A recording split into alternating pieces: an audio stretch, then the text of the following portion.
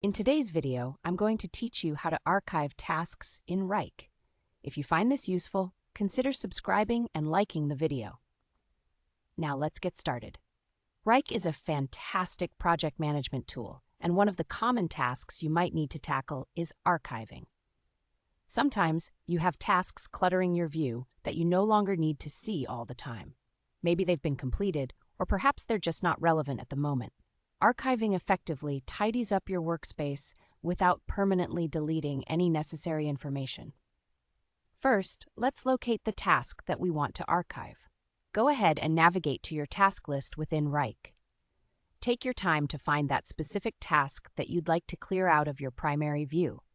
This will help streamline things for you as you continue to work on your projects.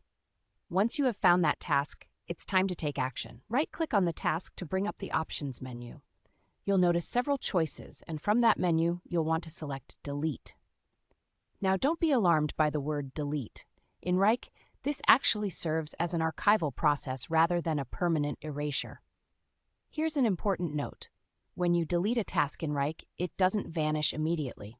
Instead, it performs what's known as a soft deletion by sending the task to your recycle bin. This means that your task is safely stored away and can be retrieved later if you ever need to access it again. Now, let's talk about what happens if you ever want to access or even restore these archived tasks. If you find yourself in need of a task that you've previously archived, it's quite simple to get it back.